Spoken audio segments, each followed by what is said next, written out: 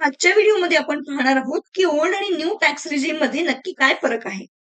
ITR file करताना कोणतं tax regime choose करायचं. सगळ्यात पहिला फरक आहे ओल्ड टॅक्स रिजीम मध्ये टॅक्सचे जे रेट आहेत ते जास्त आहेत आणि न्यू टॅक्स रिजीम मध्ये टॅक्सचे रेट कमी आहेत. ते किती आहेत आपण पाहूया. ओल्ड टॅक्स रिजीम मध्ये तुम्ही बघू शकता 0 रुपये ते 2.5 लाखापर्यंत काही टॅक्स नाहीये.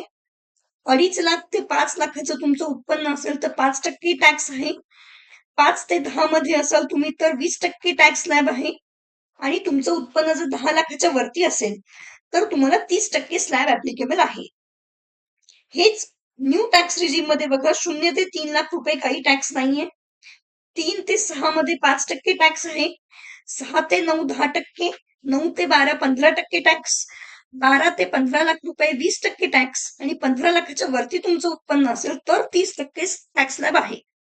हेच ओल्ड टॅक्स रिजीम मध्ये 10 लाखाच्या वरतीच 30% स्लॅब आहे. 5 लाखाच्या वरतीच तुमचा 20% स्लॅब स्टार्ट होतो ओल्ड मध्ये आणि न्यू मध्ये 12च्या वरती 20% स्लॅब आहे. तर असाच फरक आहे थोडा टॅक्स रेट्स मध्ये. सेकंड फरक आहे रिबेटची रक्कम. ही ओल्ड टॅक्स रिजीम मध्ये 12,500 रुपये आहे आणि न्यू टॅक्स रिजीम मध्ये 25,000 रुपये आहे. आता रिबेट म्हणजे नक्की काय. जर तुमचं ओल्ड टॅक्स रिजीम असेल आणि तुमचं जर टॅक्स लायबिलिटी ही 12,500 रुपयापर्यंत असेल तर तुम्हाला कुठलाही टॅक्स भरायचा नाहीये. आणि याच्याच उलट न्यू टॅक्स रिजीम मध्ये तुम्ही असाल आणि तुमची जर टॅक्स लायबिलिटी 25,000 रुपयापर्यंत असेल तर रिबेट पण 25,000 आणि तुमची टॅक्स लायबिलिटी पण 25,000 म्हणून काही तुम्हाला टॅक्स भरावा लागणार नाहीये. आणि याच रिबेटमुळे 5 लाखापर्यंत तुम्हाला ओल्ड टॅक्स रिजीम मध्ये कुठलाही टॅक्स भरावा लागणार नाही आणि न्यू मध्ये 7 लाखापर्यंत म्हणजे तुमचं उत्पन्न 5 किंवा 7 लाखापर्यंत असेल तर तुम्हाला हे रिबेट ऍप्लिकेबल होईल आणि तुम्हाला कुठलाही टॅक्स भरावा लागणार नाही. आता हे 12,500 आणि 25,000 ही कॅल्क्युलेशन आलं कुठून.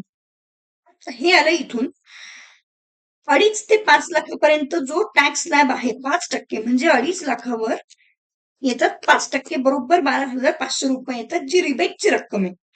म्हणून 5 लाखापर्यंत तुम्हाला कुठलाही टॅक्स भरावा लागणार नाहीये.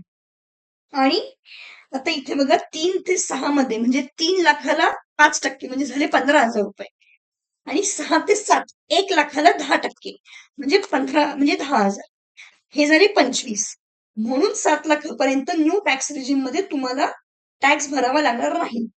पण ओल्ड टॅक्स रिजीम मध्ये जर तुमचं इन्कम 5 लाखाच्या वरती गेलं तर मात्र तुम्हाला हे 12,500 रुपये पण भरावे लागतील आणि वरचं जे कुठलं तुमचं इन्कम आहे त्याच्यावर 20% टॅक्स स्लॅब पण भरावा लागेल. म्हणजे समजा 5.5 लाख रुपये तुमचं उत्पन्न असेल तर वरच्या 50,000वर 20% असे तुम्हाला 22,500 भरावे लागतील. मग 12,500चं रिबेट तुम्हाला ऍप्लिकेबल होणार नाही. का? कारण तुमचं इन्कम 5 लाखाच्या वरती आहे.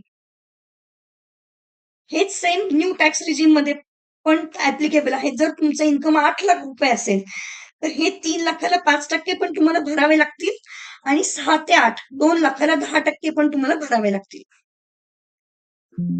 आणि सगळ्यात शेवटचा आणि सगळ्यात महत्वाचा फरक म्हणजे ओल्ड टॅक्स रिजीम मध्ये तुम्ही सगळे डिडक्शन घेऊ शकता पण न्यू टॅक्स रिजीम मध्ये तुम्ही कुठलेही डिडक्शन घेऊ नाही शकत. स्टँडर्ड डिडक्शन जे 50,000 रुपये आहे ते तुम्ही घेऊ शकता.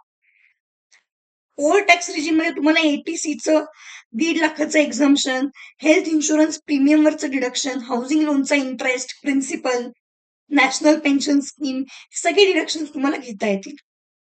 म्हणूनच ओल्ड किंवा न्यू टॅक्स रिजीम कसं सिलेक्ट करायचं तर ते अवलंबून आहे तुमचे डिडक्शन किती आहे या गोष्टीवर.